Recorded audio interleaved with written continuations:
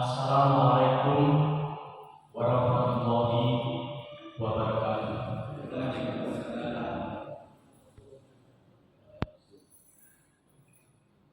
Innal hamdalillah wa syukurillah wa ni'matillah. Innal hamdalillah wa syukurillah wa ala alihi wa sahbihi wa mawalah. La haula wa la quwwata illa billah. Amma ba'du. Yang pertama dan yang utama itu adalah syukur.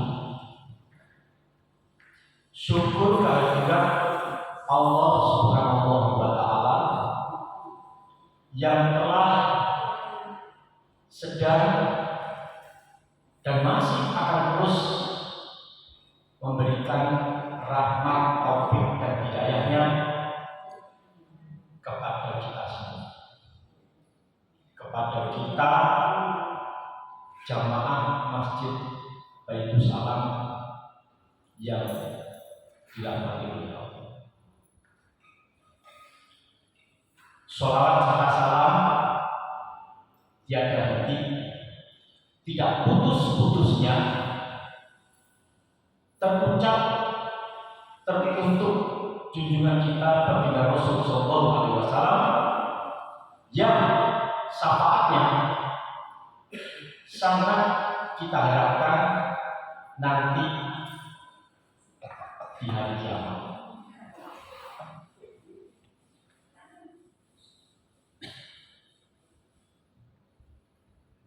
Pada suatu saat datanglah malaikat itu menemui baginda Rasul sallallahu alaihi wasallam Muhammad Nabi Akhir. Malaikat yang ternyata berkemampuan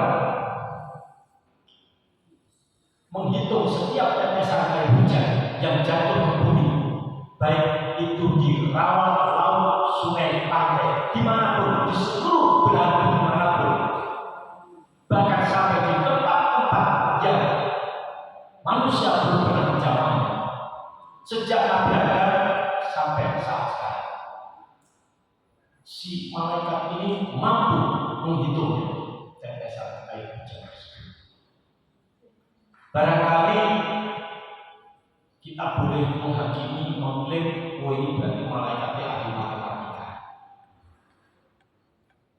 Kalau kita mengenal di Indonesia itu pakar matematika itu Pak Johannes Surya, Profesor Johannes Surya. Ini beliau sudah melahirkan banyak jago-jago matematika kelas dunia, menjuarai olimpiade matematika tingkat SD, SMP, SMA. Sudah tidak terhitung yang dilahirkan oleh beliau, bahkan beliau itu pernah berkata, beri saya anak Papua terbodoh akan saya cetak menjadi juara matematika kelas dunia. Dan ternyata tidak kaleng-kaleng, memang benar adanya, luar biasa. Nah, malaikat ini pun seperti itu, mampu menghitung tetesan air hujan. Rasul mampu. Tapi sejurus kemudian malaikat ini berkata, tapi ya Rasul, saya punya kelemahan. Rasul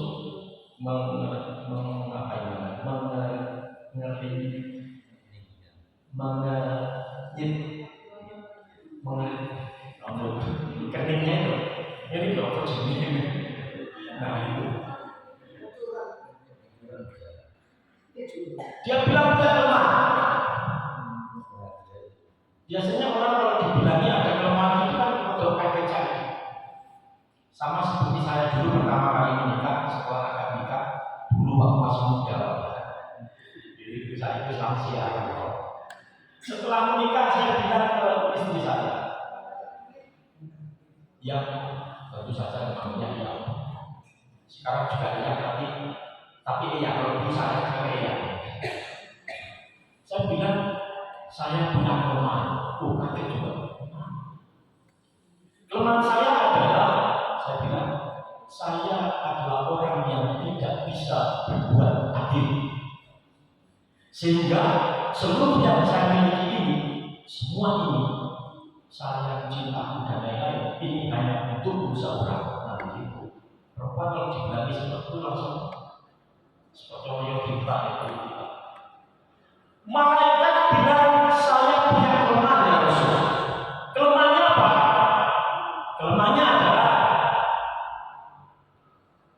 saya tidak mampu lagi menghitung pahala yang diperoleh oleh umatmu ketika mereka semua berkumpul dalam satu majelis ilmu seperti saat ini.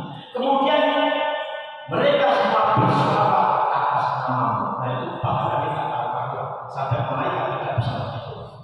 Oleh karenanya pada pagi hari ini, mari kita buat si malaikat itu bingung, gak bisa menghitung pahalanya dengan kita bersolawat. Solawat yang dipahami khasiatnya itu memudahkan terkabulnya permohonan, lancarkan rezeki, juga meringankan masalah dan kesedihan-kesedihan hilang, serta melindungi diri dari bahaya dan penyakit. Mari kita bernariah sholawat. Biwajhil karim wa alihi. Monggo. Allahumma sholli sholatan kamilatan wa sallim salaman taman ala sayyidina Muhammadin ilahi tanhalu bihi wa tanfariju bihi wa tuqdi hawaiju wa tunalu bihi raqaibu wa husnul qawadimi wa yustasqamu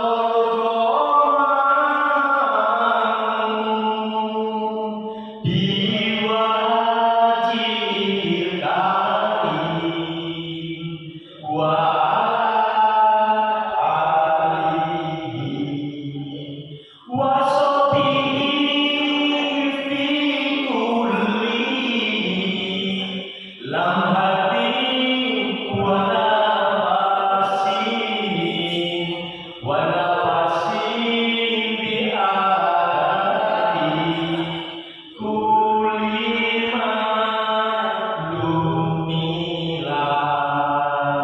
Allahumma sholli sholatan kamilatan wa sallim salaman taman ala sayyidina Muhammadin ilahi tanhalu bihi ruqadu wa tanfariju bihi ruqadu wa tuqdi hawaiju wa tunalu bihi raqaibu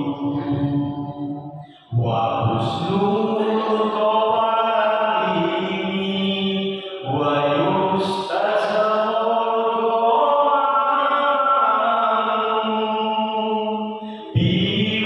biwajhil karim wa alihi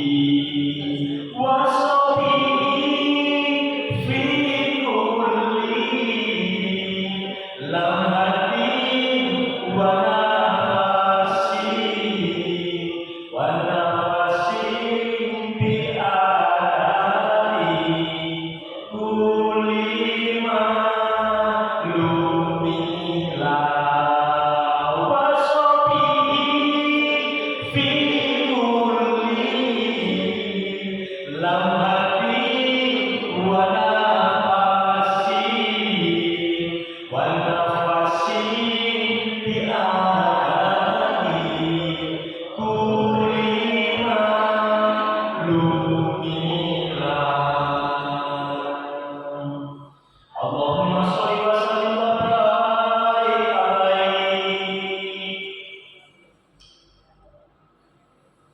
Jangan bimbang,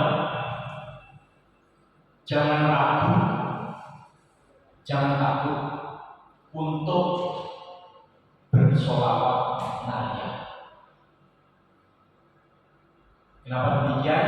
Karena seperti biasa, di saat ada karya itu yang menjadi luar biasa, menjadi hebat, menjadi indah, biasanya ada saja pihak-pihak itu yang kurang berkenan. Pun demikian dengan sholawat naria. Masih ada juga sejawat saudara kita yang pada akhirnya menghakimi sholawat ini sebagai sesat, sebagai syirik. Kenapa demikian? Sebab kalau dilihat dari redaksionalnya itu dipahami oleh beberapa pihak, ini sebenarnya meminta kepada selain Allah. Sopo Muhammad, nah seperti itu. Padahal dipahami ini sebenarnya adalah tawasul yang masih diperbolehkan. Artinya berangkat kita meminta itu ada perangkatan. Tapi di sini kita akan bertindak untuk membuka forum debat tidak ya. Nanti kan entek kopinya sampai entek, tetap muncul. Nah biarlah yang penting tujuan kita sehat dan baik, enak, nyaman gitu aja. Atau coba kita lihat satu demi satu apa ya namanya pemahaman makna dari sholawat naria. Ya Allah, limpahkanlah sholawat yang sempurna dan curahkanlah salam kesejahteraan yang penuh kepada junjungan kami Nabi Muhammad, yang dengan sebab beliau, karena adanya beliau, karena beliau semua kesulitan dapat terpecahkan, semua kesusahan dapat dihindarkan, semua keperluan dapat terpenuhi, dan semua yang didambakan husnul khotimah dapat diraih. Dan berkat dirinya kata Rasul, hujan pun turun dan semoga kelimpahan kepada keluarganya serta para sahabat. Dan di setiap detik, di setiap tarikan nafas kita itu semua karena Engkau. Nah, jadi di sini sebenarnya kalau kita lihat masalah redaksionalnya, ya, kalau kita lihat berat-berat pemahamannya adalah karena beliau, karena ada baginda Rasul ini, semua kesulitan terpecahkan. Karena beliau, semua susah-susah dilenyapkan. Karena beliau semua keperluan terpenuhi, semua keperluan tercukupkan. Karena beliau husnul khotimah kita raih, hujan turun dengan baik dan setiap tarikan nafas kita dimudahkan dan lain-lain dan lain-lain. Masalah redaksional ini kadang-kala menjadi masalah. Ya. Jadi kita meminta kepada Allah, tapi lewat perantara baginda Rasul Muhammad. Saya jadi ingat dialog pasien dan dokter gitu ya. Si pasien itu ngomong kepada Pak dokternya, Pak dokter, enak yang kerjaan sampai itu yang menyembuhkan Allah, tapi yang menerima bayaran sampai yang apa? Nah seperti itu. Terus Pak dokternya bilang, nah kalau mau bayar langsung pada Allah ya silahkan langsung ditemui Allah. Ya berarti untuk mati disihkan seperti itu. Jadi kepada kita, setiap kita tetap kalau sakit itu ya ke dokter gitu ya. Defaultnya begitu, sakit ke dokter. Tapi bersandarnya tetap pada Allah, seperti itu. Maknanya demikian. Bersandarnya tetap kepada Allah.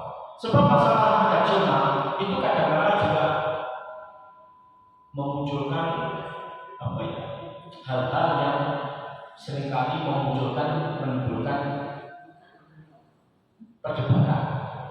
Contoh tradisional yang sering kali kita dengar, kita lihat itu seperti ini.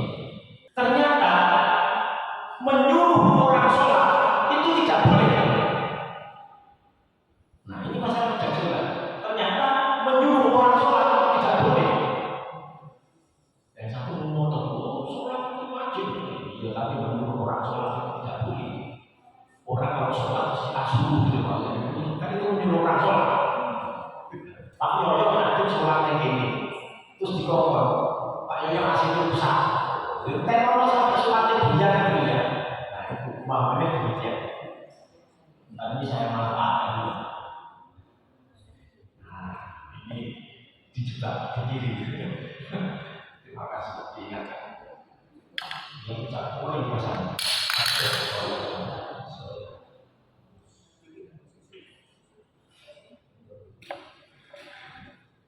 Nah, itu masalah tradisional bahwa ternyata menyuruh orang sholat itu tidak boleh. Yang boleh itu menyuruh orang itu setelah orangnya selesai sholat, gitu ya. Apalagi orang ziarah di kubur itu juga tidak boleh. Ayo, wong ziarah di kubur, orang wong ziarah terus kita kubur orangnya, ngamuk ya. Masalah tradisional. Kalau orang ziarah, orang berziarah dikubur, nah, orang ziarah kubur itu boleh. Kalau orang ziarah dikubur, nah itu tidak boleh. Ziarah dikubur. Apalagi ada masalah tradisional ini, mendoakan orang mati, Pak. Jangan sekali-kali bapak-bapak, ibu-ibu mendoakan orang mati, tidak boleh. Koncone sehat mungkin didoakan mati itu, mendoakan orang mati itu boleh. Kalau mendoakan orang yang sudah mati, tidak boleh ya gitu. Terimalah amalannya dan sebagainya. Ini kamu berarti berdoa supaya mati. Jadi kalau orang saya nggak mengenal ini mati, itu kan juga benar. Ada contoh juga yang sering dipakai di sini. Pada saat sholat berjamaah, makmum itu tidak boleh pakai peci hitam, terus imamnya peci putih. Nah, itu tidak boleh. Tidak boleh sholat berjamaah, makmumnya pakai peci hitam, imamnya peci putih. Tidak boleh. Yang boleh itu makmumnya pakai peci hitam, imamnya memakai peci putih. Kalau imamnya peci putih, kalau imam ini sebaris pemerintah kupluk dong dengan teri. Nah, itu masalah tradisional. Tapi hal seperti ini memang harus kita buat apa ya? Hati-hati. Hati-hati untuk tidak busak-busuk menarik mengambil kesimpulan. Kalau langsung saja biasanya tugas-tugas kacau. Nah, pelajaran supaya kita berhati-hati. Ada satu pesan dari Sayyidina Ali terkait dengan hati-hati ini. Pesan dari Sayyidina Ali. Beliau berpesan, salah satu laku samuddin, ada 3 perkara yang atas 3 perkara ini kita mesti hati-hati. Ada 3 hal. Nah, itu juga harus hati-hati. Ceblok ini sebenarnya ada 3 hal itu yang harus dihati-hati. Makanya terkait hati-hati ini, Ibu Bapak kemarin sempat melihat undangan yang dibagikan oleh Abah Haji Asep. Itu di flyernya ada tulisan perlunya terus gambarnya hati gini. Nah, itu maksudnya perlunya berhati-hati. Artinya saya tulis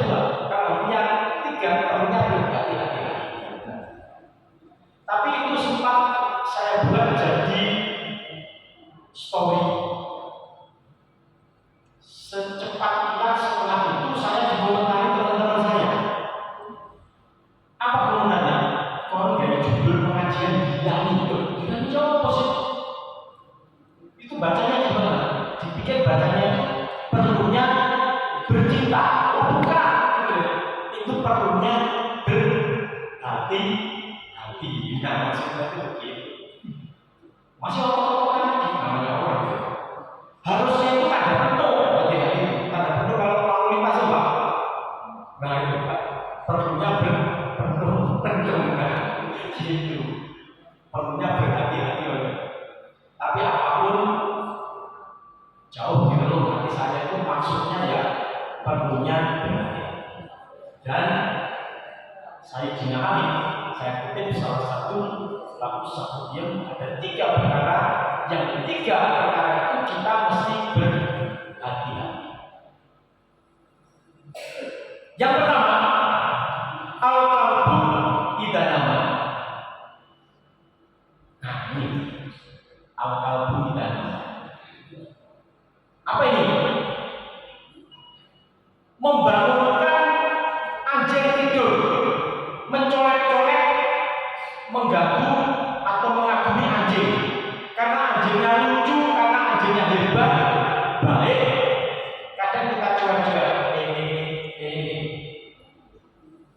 Nah, tapi ini sebenarnya kiasan. Tidak pada masalah anjing yang sedang tidur atau kita colek-colek tidak.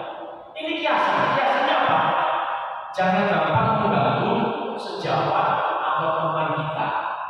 Nah, kadang-kadang kita itu maksudnya guyon, maksudnya ngobrol-ngobrol, tapi akhirnya orangnya ngambungkan aja gitu. Biasanya dalam satu komunitas itu kan selalu ada yang namanya orang yang dijadikan korban, yang dibully di kelompok itu. Biasanya itu begitu. Dan biasanya kita membuli itu senang. Nah, tidak sedih, tidak senang biasa. Jadi misalnya apa ya, nama teman dalam satu komunitas itu diberi nama panggilan sehingga menang-menang. Biasanya itu begitu. Nah, bagi teman-teman yang itu biasanya nyaman saja. Tapi bagi orang lain ketika kita melihat itu soal kita bukan komunitasnya dia kok melu-melu memanggil dengan cara itu, dengan cara itu. Nah ini pesan dari Sayyidina Ali begini. Kita mesti hati-hati di setiap langkah dalam situasi apapun. Terlebih berlalu lintas harus diri-diri. Kalau visi juga orang enggak itu harus hati-hati betul. Al-qalbu idza nama. Jadi membangunkan anjing tidur.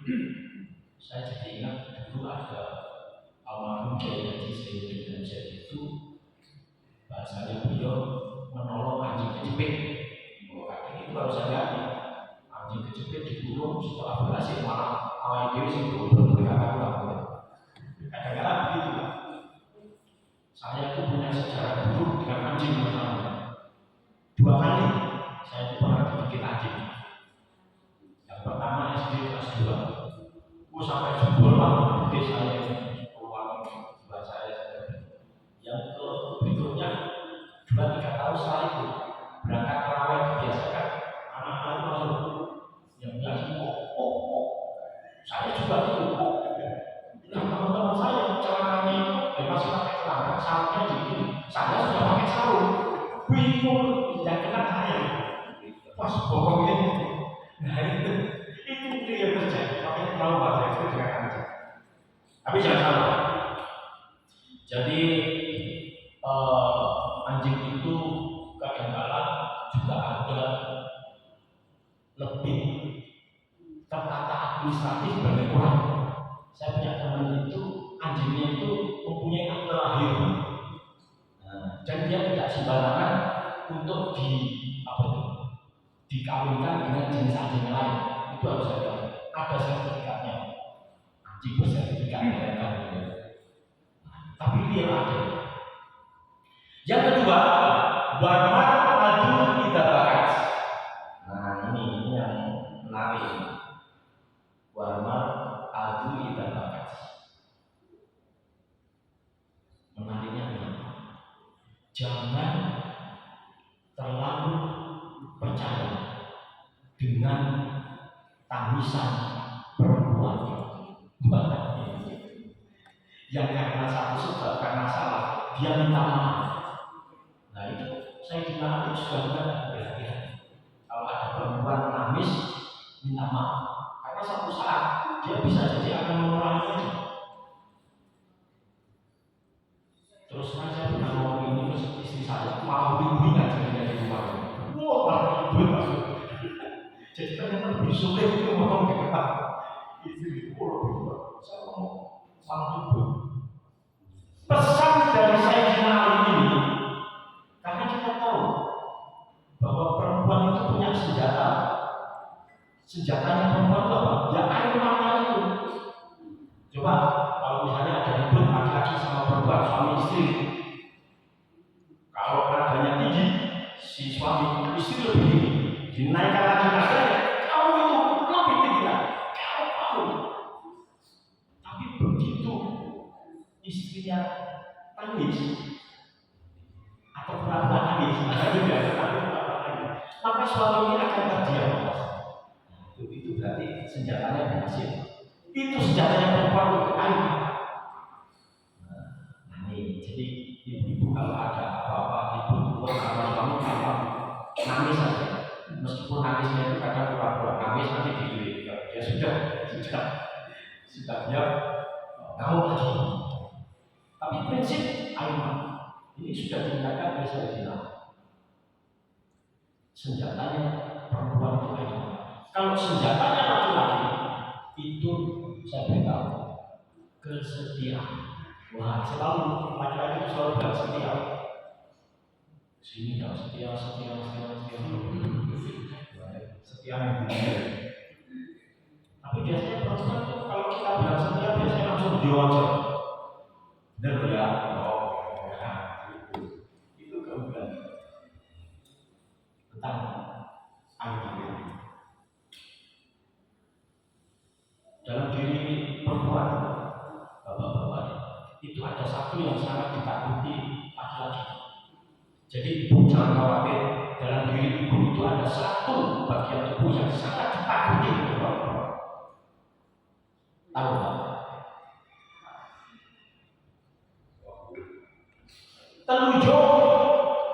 Telunjuknya ibu itu sangat ditakuti bapak-bapak. Jangan jalan-jalan di pasar itu bapaknya. Jangan jalan dengan Pak Yono. Pilih kesana kemari. Telunjuknya itu kalau tidak dipegang sama bapaknya, mainkan saja telunjuknya kesana kemari. Ibu lupa api, hanya mau kembalikan langsung bapaknya. Mudah saja. Ini bisa kasih aku.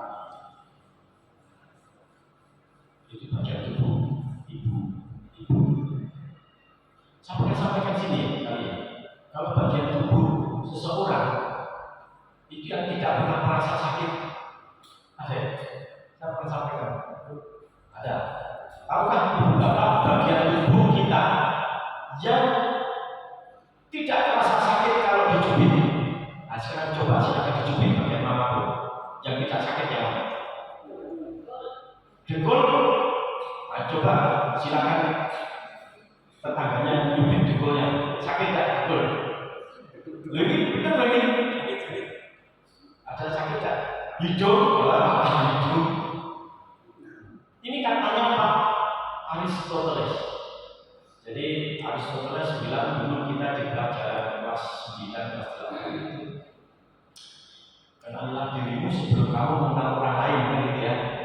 Ada bagian tubuh dia ternyata tidak sakit kalau dicubit. Ini saya tunjukkan posisinya seperti ini. Ini kita biasanya mengambil posisi begini. Nah, ini kan, ini loh. Siku, silakan dicoba dengan kekuatan cubit yang sama. Setelah dicubitkan lengan, cubitkan siku, tidak akan sakit. Coba. Iya kan ya? Nah, itu. Jadi lengan dulu boleh sakit kan? Setelah itu pindah ke siku. Lengan pindah ke siku. Nah, tidak sakit ya? Tidak sakit. Itu ada ilmunya kan? Pak Aristoteles. Aris. Nah, betul kan? Bayangkan kalau ini luar biasa, syukur kita kepada Allah. Kalau ini tidak diberi keistimewaan, kita sulit lah. Kadang-kadang rasa-rasa dengan bencana seperti ini. Kan orang kafir pada ini apa namanya? Siku ibu juga berbuat begini. Nah, ini karena seperti itu. Jadi tidak seperti itu. Nah, jadi pemahaman warna abilitas bakat harus berhati-hati terhadap air mata perempuan. Tapi di belahan bumi yang lain di dunia ini, di daratan Tiongkok, provinsi Hubei, itu ada guru sekalipun perguruan silat. Kalau linting ada ya, linting di sini itu kan dari Tiongkok juga ada ya. Cuma saya nggak tahu penciptanya siapa, kok kita jadi sangat sempurna sampai Pak tiap hari linting, tiap linting terus ya. Nah, di sana di Hubei itu, provinsi Hubei. Kalau sekarang ibu kotanya Wuhan, pusatnya COVID-19 yang lalu Wuhan. Saat itu ada sebuah perguruan, ini saya ceritakan sedikit yang menarik sekali. Jadi kalau Sayyidina Ali bilang berhati-hatilah terhadap air matanya perempuan, kalau di sini ada pelajaran berhati-hatilah kepada perempuan. Nah, malah seperti itu, berhati-hatilah pada perempuan, tidak air matanya.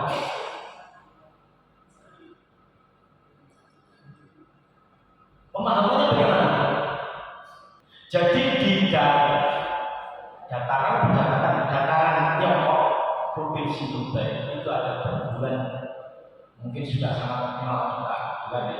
Namanya perguruan silat ini Butong, yang suka Butong. Di Butong itu gurunya, itu namanya Pak Tio Sampo yang menciptakan Taiji Master itu Taiji Master. Dia punya murid ada 7, salah satunya namanya Pak Tio Juisan. Pak Tio Juisan ini mempunyai istri cantik, tentu saja istrinya namanya Susu. Tidak tahu melafalkannya seperti apa, ilang Jawa ngomongin Susu. Mereka berdua suami istri yang terus mempelajari ilmu-ilmu bela diri. Sampai satu saat ada buku, barang satu itu buku yang menyimpan rahasia bela diri ini.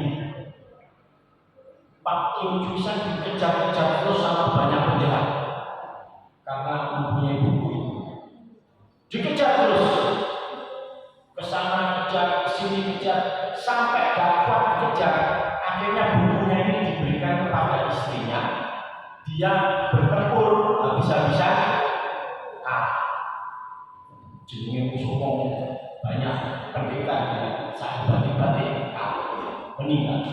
Setelah itu, apakah selesai perjalanan pengejaran buku rahasia sakti tadi? Tidak. Ganti para penjahat atau para pendekar ini tersebut mengejar-kejar musuh wanita cantik. Kejar terus, ganti lagi gantian. Istrinya ini yang sekarang kecapean, kejar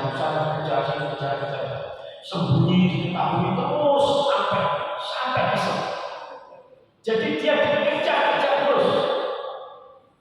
Karena dikejar-kejar terus sampai satu saat ada di daerah di tanah lapang begitu, dia berdiri si wanita cantik Susu ini.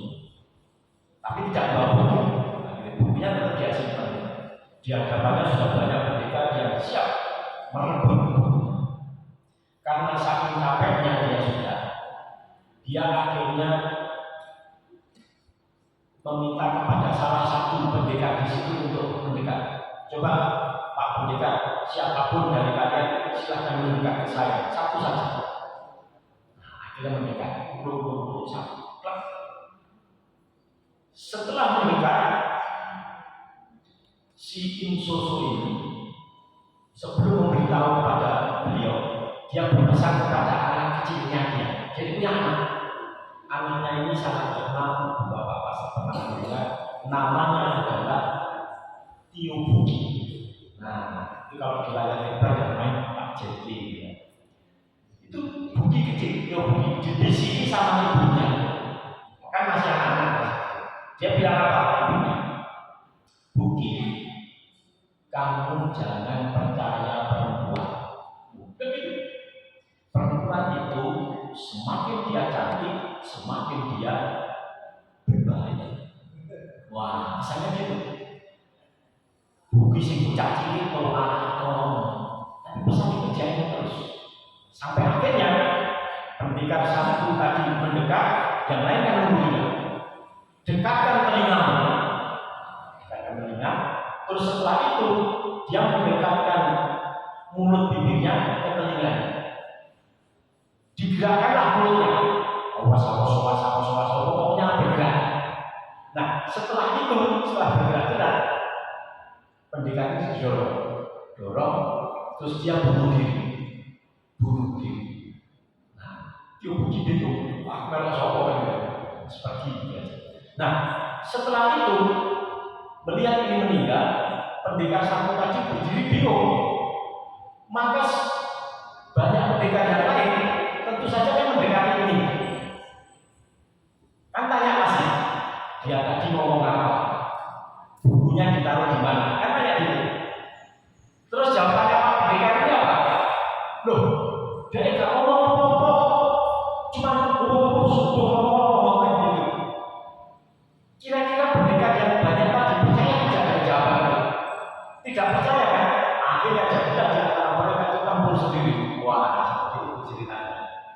Nah, ini memunculkan pemahaman di kita bahwa konsep hati-hatinya Sayyidina Ali tadi pada air mata, kalau di sini adalah pada wujud yang paling hati-hati itu pada perempuan ini. Masalahnya apa? Sebenarnya kok seperti itu? Masalahnya ada kalau di kita mengacu pada tuntunan yang ada di kita itu sebenarnya cerita atas perempuan itu juga ada, tapi sering belok. Kita kan sering mendengar istilahnya, sesungguhnya tipu daya perempuan itu nyata. Sesungguhnya tipu daya perempuan itu hebat, bisa kan begitu. Itu ada di Quran. Nah, padahal Quran itu katanya kalam Allah, ya. Kata-katanya Allah. Terus kita berpikir, musuh iya, Allah ngomong hati-hati tipu daya perempuan. Nah kan begitu, musuh iya. Apa bilang seperti itu? Mendiskriminasikan, mendiskreditkan perempuan, kan nggak mungkin. Nah, coba kita lihat ini yang perlu dicek. Jangan sampai kita di masalah agak curang. Kita itu juga sering mendengar ada ini. Kalau memberi nama anak itu yang baik-baik itu loh, diambilkan dari Quran gitu. Oh iya, sudah. Diberi nama siapa? Tommy. Loh, Tommy masuk Quran siapa? Di Quran ada Tommy, masuk Tommy. Ada. Alhamdulillah, saya Tommy, itu Tommy. Dipegangkan saat ini. Alhamdulillah, saya Tommy. Itu Tommy ada Tommy. Oh, jauh aja.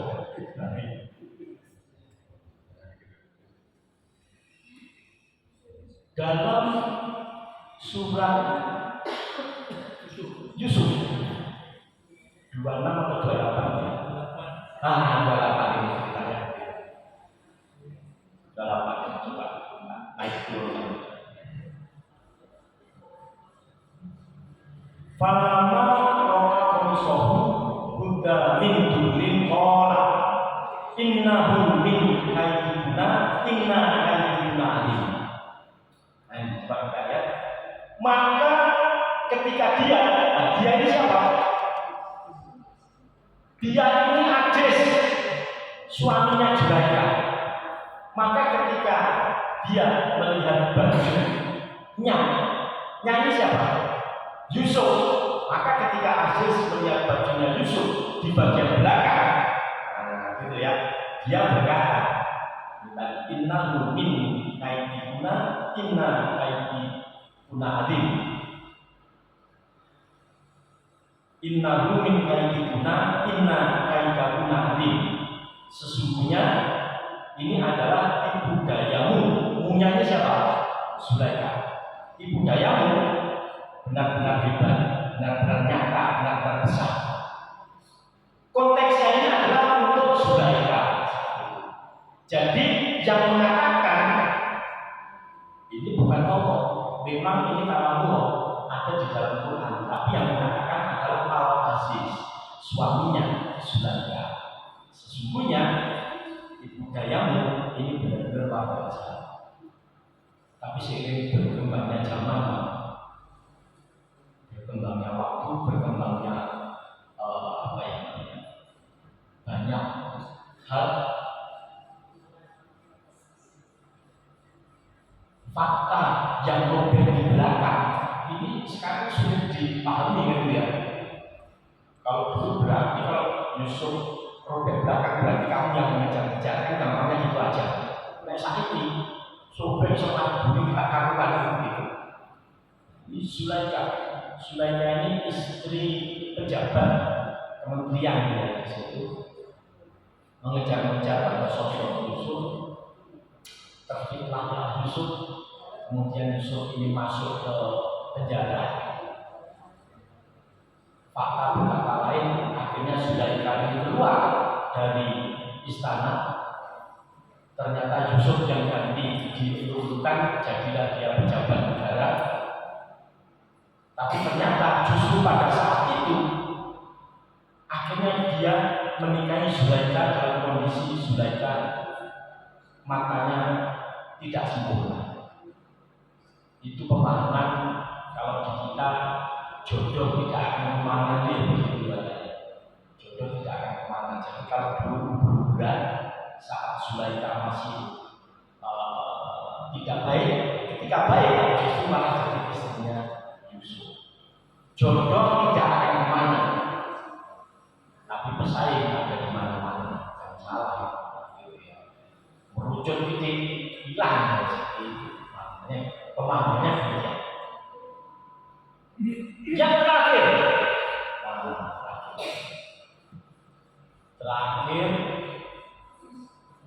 apa yang harus dihati-hati dari pesan Sayyidina Ali bin Abi Thalib? Al-Yahudi tidak bersama. Al-Yahudi tidak bersama. Jangan percaya orang Yahudi. Jangan percaya janjinya orang Yahudi. Orang Yahudi itu sering diklaim kalau bicara dia dusta, kalau berjanji dia ingkar, kalau dipercaya dia berkhianat. Tapi saya akhirnya berpikir Al-Yahudi tidak bersama ini sebenarnya juga boleh disebut kiasan. Artinya yang bisa saja berperilaku, bersikap, bertindak, berbuat seperti orang Yahudi ini juga bisa orang-orang kita, teman-teman kita, kawan-kawan kita sehari-hari kita temui. Mungkin tetap suku di bumi tertinggi, tapi dia kalau bicara dusta, kalau berjanji dia ingkar, kalau dipercaya dia berkhianat, seperti itu. Makanya ini harus hati-hati terhadap kondisi seperti ini. Kadang-kadang kita bertemu pada posisi di saat ada orang-orang itu yang ngomongnya benar, yang gitu ya. Di akhir dia melarikan duitnya. Wah, di Sidoarjo, jangan jauh-jauh Sidoarjo. Sekarang saja itu kasus-kasus yang menimpa sejawat saudara-saudara kita itu sangat banyak. Atas apa? Atas properti. Wah, rumah itu banyak Pak. Orang yang jual hanya jual ini gambar, mau jual gambarnya, pesen bayar tanda jadi. Tapi ternyata duitnya kayaknya bangun-bangun. Banyak sekali. Sidoarjo sangat banyak. Dan biasanya kalau sesama muslim pun itu bisa muncul hal yang demikian. Dan ini menjadi argumen yang